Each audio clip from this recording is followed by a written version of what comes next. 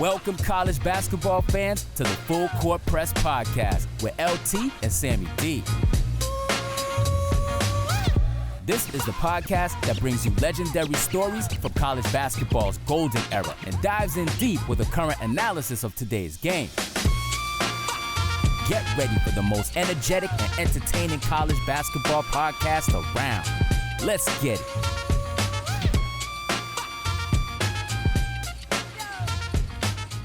Hello and welcome to their Full Court Press, a college basketball coaches show powered by the Full Court Network. We got our three-time repeat guest on the show, which is an honor and a pleasure. He's not stuffing his face with chicken wings and barbecue chicken wings, which were actually pretty good. And where did you, when we had you on last, where did you get those chicken wings from? I was actually just in High Point a month ago. Trying to think, did we talk? I don't think we talked Kansas City barbecue. I don't think we talked. I know, but you were stuffing down wings before the show. It was the night of the after the selection show. We did a live selection show, and you guys my go-to spot in High Point for wings was always Tipsy's, so I'm sure it was Tipsy's. Oh yeah, that's good. But high level place. If you're ever in High Point, North Carolina, that's your spot. Go to Tipsy's. Yeah. It's a pretty great place. I can't wait to go back. But we got Alan Huss, spelt with one L, not two.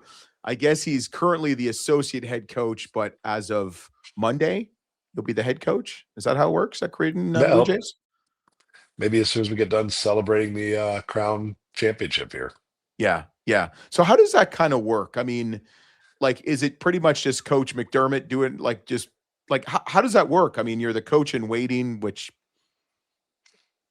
I don't even know. How does it work? Well, if you're looking for answers from me, I can probably provide zero. I mean, it's perhaps the most challenging thing about this is it doesn't really come with a manual. You don't have. Coach Painter did it at Purdue a number of years ago, and so fortunately for me, Paul Lusk was on staff with us at Creighton, has remained a great friend. So I asked Paul a few questions about, because he was there for part of that year transition they did, and then of course I think there's been a number of other guys that have done it too. But I don't know. I mean, it's just kind of day to day. It's an odd dynamic because my name goes on the door at some point, but at the same time. Clearly, I wouldn't be where I am without Coach Mack, and you'd like to send him out the right way. And it's just a weird, just from a human standpoint, it's a weird deal for your success to depend on, or your opportunity rather to depend on your mentor deciding he's had enough of it.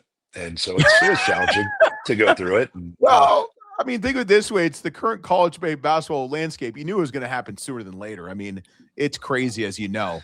With everything going on and stuff like that. I mean, listen, you've got a lot of respect for him. I mean, you obviously coach with him. I mean, you're a Creighton grad. How difficult was it to make that decision? I mean, you're having some great success from High Point. I mean, you're obviously building it there. I mean, you saw what they did this year with Flynn Clayman, and obviously you were a cheerleader for them. Was it really difficult to make that choice to go back to your alma mater? Well, especially after we largely had the team put together, and you start looking at some of the pieces coming in, some of the pieces returning. And I was excited about just kind of directionally which way we were going to go. And just High Point's such an amazing place. That made me.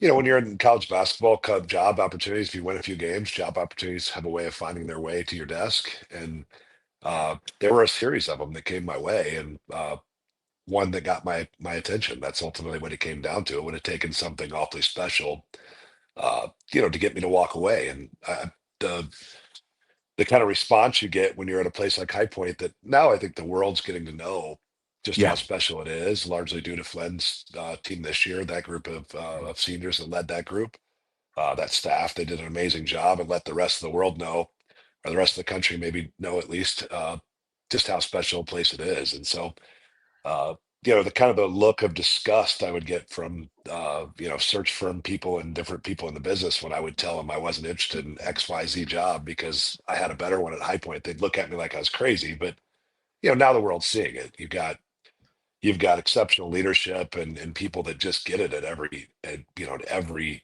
step of the way. Just elite level athletic director and Dan Hauser, president of the university, your development people there, They're a mid-major in name only. Yeah. And just because Yeah. of the conference in which they're affiliated, not because they're not resourced that way, or and maybe even more important than the resources at that place was just it was the opportunity to work with fantastic people every day. And Yeah. Yeah. the And human capital is the portion that's yeah. sometimes overlooked when you have such beautiful facilities. Yeah, and I had some pretty interesting discussions with Flynn about it, and his career trajectory and stuff like that. And I'm like, geez, like the freaking pool off the student center. I'm like, geez, yeah. He's like, there's like 5 or 6 more. I'm like, oh my god. I think I'm going to see if I have any eligibility left. He's like, well, I don't think we really need you. I said, you do need my 5 fouls. I can give you 5 good fouls. I'll give you 5. Coach, I'll come play for you. You don't even have to pay me. Just give me like a hamburger each week or a cheeseburger. I will give you 5 fouls every game. I appreciate that. We need that. We don't foul much at Creighton though. That's kind of our deal. We've been in the top 5 nationally and not fouling. So I know. you'd probably keep 3 of them. No, I'm good. I mean, I'm good. No blood, no foul, right? No blood, no foul. I mean, Coach Hurley's seen nothing yet till he sees me in the Creighton Blue Jay uniform. So, kind of an interesting year. I mean, you had some unfortunate close games. I guess what is the? I mean, you still have some games obviously left. You got a game tonight against Rutgers because we'll be airing this the night of the Rutgers game. I mean, what is the expectation? Now that it kind of is the off season. I mean, I know you're still playing, but it is the off season for much. I mean, are you working on retaining kids because you got a whole bunch of underclassmen? I mean, what are the discussions right now with the current players? Yeah, I mean it's a challenging dynamic when you have games you have to play. To start speaking about retention and potentially recruitment of replacements and all the things that unfortunately are a necessity now in the month of April in collegiate basketball. So we're doing I think all the above. We're working Mhm. on trying to play well for these seniors and send them out the right way. Trying to play well for Coach Mack and send him out the right way. At the same time, our eyes are looking forward. We're looking for some things out of some of these returners that can maybe progress a little bit. And we're trying to figure out just how we can advance this thing. I mean, I think everyone at Creighton, myself included, understands the responsibilities to compete for at-larges year in and year out. We weren't in that equation this year. Obviously, there were a lot of things completely away from basketball that factored in. Josh had his personal stuff he went through. Jackson McAndrew and Owen Freeman both dealt with. I mean, Jackson was out the entire season, and Owen, basically was never himself. I mean, I think everybody knows that at this point. Just did Yeah. not play like he's capable, and largely that I think that was combination of mental and physical. Like he physical limitations, and then things just didn't go well for him as he started to get Mhm. more and more physically, uh, back to himself, and he just didn't have the year we expected him to have. So then there were a whole other series of guys that probably got pushed into a role that they weren't quite ready for because those guys were out, and we took some bumps, lost some close games, and like I said, the thing for us is just trying to have our eyes forward, trying to figure out, Mhm. how do we build on what the foundation that's been laid by Coach Altman and Coach Mack, and how do we live up to the standard? And there's lofty standards here at Creighton, and it's our responsibility to figure out some way, shape, or form how we can make sure that we live up to those standards year in and year out. Yeah, yeah. We're actually supposed to have Coach Smart on the show in May, and it'll be interesting because like they were in kind of the same boat as you, and I think people don't understand. Like a lot of things can happen, in season. It's like when you get older and you play basketball in men's, older leagues. It's not who's the best team, is who's the healthiest team. And I Yeah. think that's the same thing in college basketball too. Is who's the healthiest team, and there's a lot of games, and people don't understand it's a grind and stuff like that. But what was your kind of biggest I mean, obviously you've coached there, you played there, but what is your kind of the biggest like kind of surprise this last year, just kind of going from High Point to Creighton? Yeah, it's interesting when to the best of my ability, we tried to replicate most of what we did at Creighton when I went to High Point. And so there's this interesting dynamic when you get a really strong staff like I had at High Point with guys like Coach Clayman, who obviously has proven, what an effective coach he is, and but all those guys like Corey Edwards More and Mike importantly, Nesbitt. coach, are you going to play him next year? Our schedule is done for next year. That's been done since before I took the job, but uh, I'm not messing with because you. we're No, I'm not messing with because you. we're trying to. we're Yeah, trying to no. avoid them necessarily, but no, we're Right. No, not I'm going to just play messing them with you. next season. No, I'm just messing with you. But no, it's interesting when you move over, you try to we tried to the best of our ability to replicate what we were doing here, and probably the most interesting dynamic is when you come back to Creighton. Uh, I think just daily you evolve, and what helps you to evolve is your daily influences. So you a lot of those are internal. So I had what I thought to be just an incredibly capable, diligent staff that just put we put our own twists on kind of what we did at Creighton. And so when I came back to Creighton, uh, sometimes I would kind of get mixed up as to, wait, is this the way we did it at Creighton, or did we kind of evolve into something maybe a little bit different at High Point? And I think so it's been interesting to kind of take a step back and uh, kind of re-remember Coach Mack's methodologies in a lot of different areas, and then it's allowed me to take a step back and figure out, was the way we did it at High Point, does that make more sense for our group, or is Coach Mack's way a little bit better? So I think Mhm. from a learning standpoint and just having me ready to move back over a chair, it's been an interesting year to be able to take a step back and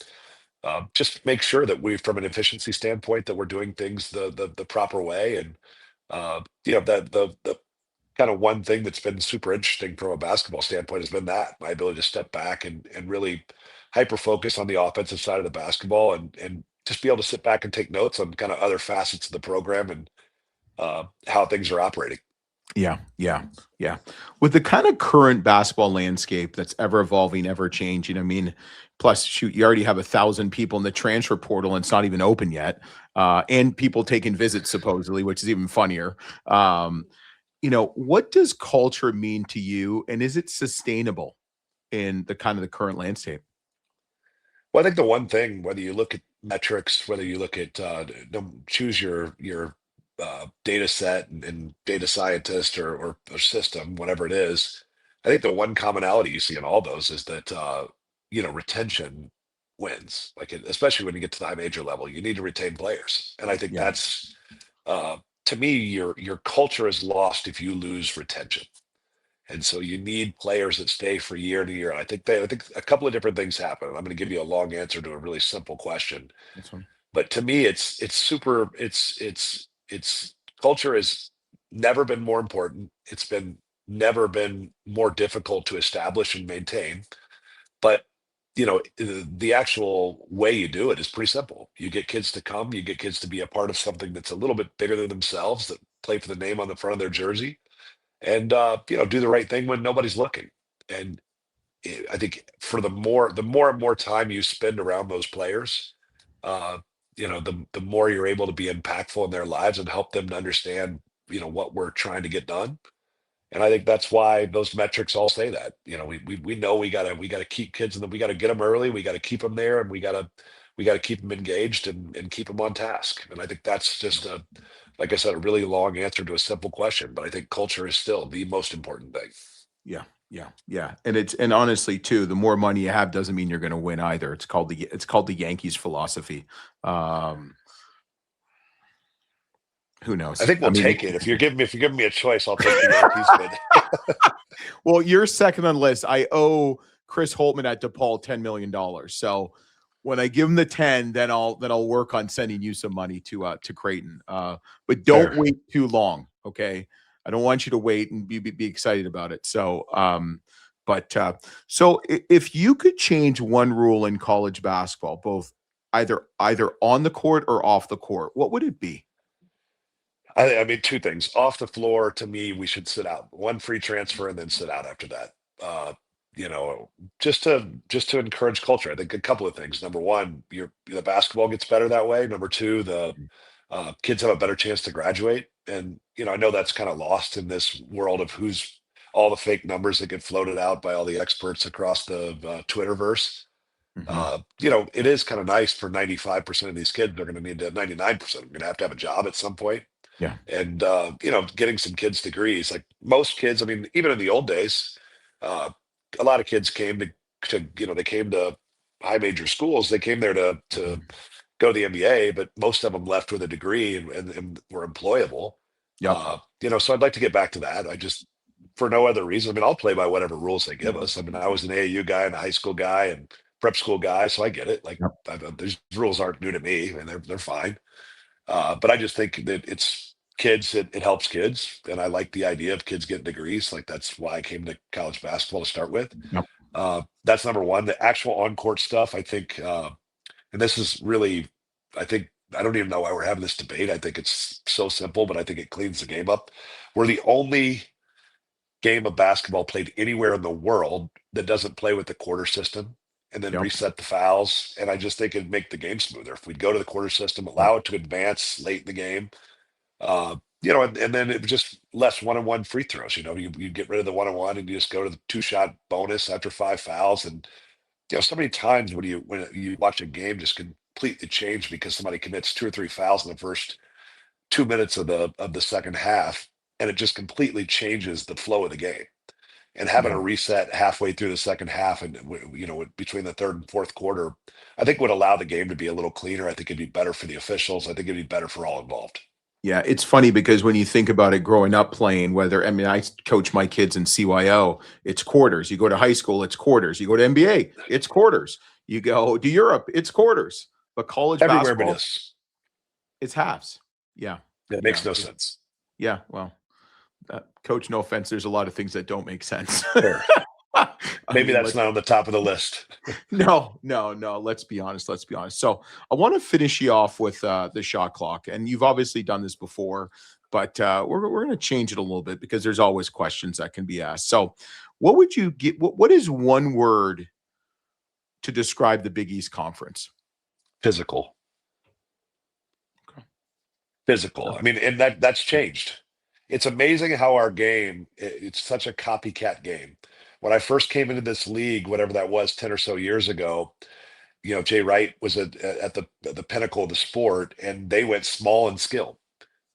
They were physical in their own right, but they were small and physical. I think with Coach Hurley coming to the league, and then Coach Patino now in the league, Coach Willard being back in the league now.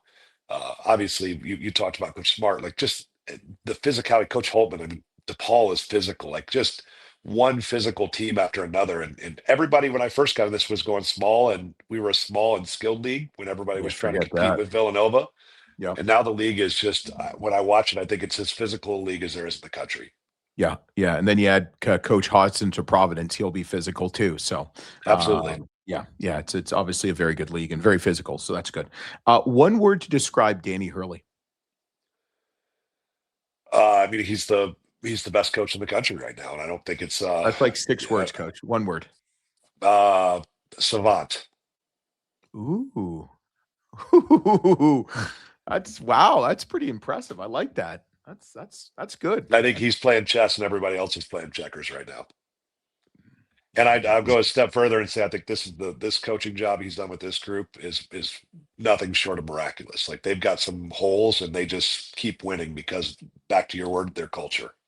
Yeah, it's crazy. I mean, you look at it. I mean, 3 of the last 4 Final Fours.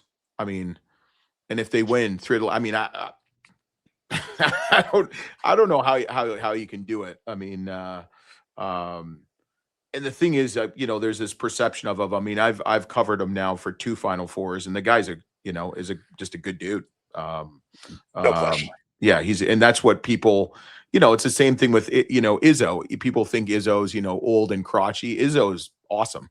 So here nor there. But all right. So which team, okay, committed the most fouls, or what I like to say, which officials is their least favorite coach? Say that one more time. Which team committed the most fouls in the Big East Conference this year, or is the officials in the Big East least favorite head coach? Well, I mean, there's probably time when Coach Hurley's toughest on him, I think, probably, but he's not one or two. Are you saying who committed the most fouls? Yeah, I'm just trying to get you in trouble. What team committed the most fouls this year in the Big East?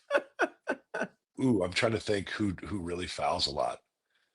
I mean, the 2 best defenses are UConn and Seton Hall. Seton Hall commits the most fouls. Like that has to be them. Seton Hall. I mean, did you ever see Coach Holloway play? He was aggressive. I mean, 18 point. how about the fact I didn't mention them? We talked about physicality. They're the most physical team in the league, and I didn't Yeah. even mention them. What an unbelievable job he did this year. Shaheen, holy cow. Yeah. It's 18.8 fouls per game. Unfortunately, number 2 is Providence, Coach English, 18.4. What team fouled the least? I'm going to say it's us. Yeah. 14.3. Who is second last? I'm trying to think who. Butler tries really hard not to foul as well, so I'm going to go with Butler. 15.3. They love Thad Matta. I mean, he's no longer going to be no longer there, but yeah. I think there's a clear methodology though to what they do and what we do to try. Like we are trying specifically to avoid fouls. It's a huge point of emphasis. Yeah. Will that continue with you as a head coach? I think so. I mean, I think there's some validity there. We'll change. Again, I've talked about this a little bit. We're going to change a few things defensively, but these are not Alan Huss deviating from Coach Mack. This is more stuff that we had kind of been talking about doing. And I think if he was the coach here next year, we would probably be doing the same things. We've had lengthy discussions about them. Yeah, fair. All right, best coaching advice you ever given? From who and what was it? Oh, best advice. Gosh, I've had so much great advice. I don't know. I think I got to table that one. I'm kind of drawing a blank. Coach Altman, my college coach, told me once when I was considering taking a couple jobs, don't take the job unless it's one of the best 3 jobs in the league. I thought that was sound advice, but when you're trying to be a first-time coach, you just say, screw it, give me anything. I want to try. That's what happened to Kelvin Sampson. It worked out for him. Yes, it has. Yeah, yes, it has. All right. So last question I want to ask you is we're going to go Big East Uncensored Coaches Edition. Okay. I'm going to ask you a couple questions and you're going to tell me the coach that you think wins that category. Okay. Which Big East head coach had the highest GPA in college? Ooh, definitely not me. If I'm in the category, but I'm not even in the equation. Maybe I'd be in the basement. I don't know. I have no. I couldn't even guess. I know Brian. It's not Buffalo Brian either. No chance. He was down there with me somewhere. The 2 new guys. I don't know. I don't know. Do you know this answer? Like, do we have no, it's just an honest question. I mean, it's I'm trying to think. It's probably Shaka Smart. Yeah, it wouldn't shock me. He's a super intelligent guy, very thoughtful, very intentional with everything he does. So no, it would not surprise me. Yeah. Do you like haired Shaka Smart or bald Shaka Smart? Oh gosh, you got some tough questions. I mean, yeah. Was it about COVID where he brought the hair back? I'm gonna have to go with I like bald guy. I like bald Shaka just because Coach Smart. Like, I mean, I think he was bald by choice. I'm bald because I have no choice, and so I'd go if I had the option to grow hair. I'd probably grow some. Okay. Which coach head coach currently in the Big East, if you had a running race, who would win the running race? I mean, how far are we running? Are we talking like 40 yards, 40 yards, 40-yard dash? We're talking about a sprint here. Yeah, sprint. Gosh, I don't think it'd be me. I don't think it'd be Mac. I think we'd be at the end. Maybe Coach Pitino in his prime. I think he still works out all the time. So maybe he's 70 some odd years old. He might beat us all still. Okay. Who would be the last head coach standing in the battle royal? Well, I'm not betting against myself. I'm 290 or so pounds, so I feel like nobody else is in my weight class. If I just get kind of an elbow in the throat and stay on top, I got a chance. Get into my ground game. You don't think Hurley will bite your ankles or Hodgson would beat your ass? He might, but I'm 290. I mean, I'm a big man. Yeah, so I just feel like I can use leverage. Okay. Which head coach would you say is the most fiery on the sidelines? I mean, there's a lot. I mean, hard to bet against those two guys that have had such an unbelievable year, in Patino and Hurley. I mean, I think they both in their own way get their teams to play awfully hard, and sometimes there's some fire getting it to get them to operate like that. Yeah, yeah, yeah. So who do you think would win a wrestling match if Coach Patino was in his prime and Coach Hurley was in his prime? Ooh, that would be it. That both of them in their prime. I mean, somebody's dying. I don't think there's any doubt that somebody's going to die there. But I don't know. That maybe a toss up. I'd like to see it. Is there some way we can make that? Is there like some kind of AI app we can put that in? I'll look at that. That will be my next thing. Maybe I'll do that at the Final Four when I'm there. See if I'm in I Vegas. can, I feel like Vegas could set a line. You know, that'd be something they'd be into. I know it would go on for a while too. It wouldn't be like a Tyson fight. It'd probably go 12 rounds. Fair. Yeah, fair. Yeah. So last question I got for you is what can people expect this offseason and going into next season for Creighton Blue Jays basketball? I know you're still playing, but let's talk about the future. I think what you'll see is relentless effort from this staff. And I think what we certainly hope will be intentional effort. Those are the two words. Like, we've got to be relentless in our pursuit. We've also got to be super intentional in what we do. You know, there's a small period of time that is going to, I mean, that if you look at Evan's stuff, like 80% of your team's expected success can be summed up by what kind of roster you have going into the game. So his talent equation, that determines 80% of your success. So it doesn't take a rocket scientist then to sit around and say, all right, well, our ability to navigate this space, retain the correct players, get correct players in here that fit what we're trying to do, it's going to go a long ways in determining how successful we are. So we've got to be both intentional and relentless in our pursuit of our roster, and make sure that we get the right players in, because that's the single greatest determining factor on how our season's going to go next season. Yeah. Well, Coach, you're going to stick on for one more second. We really appreciate it. Check out the Creighton Blue Jays playing tonight against Rutgers in the Crown. Should be an interesting tournament. Got some good teams, good programs, and be some good basketball. But check out Coach Huss, first year next year as head coach, the man, the alumnus who's 290 pounds and averaged 3.2 points per game in 94 games. So we're excited to see Coach Huss in Omaha. And thanks for listening. Thanks for watching. We'll be back next week on a Full Court Press, a college basketball coaches show.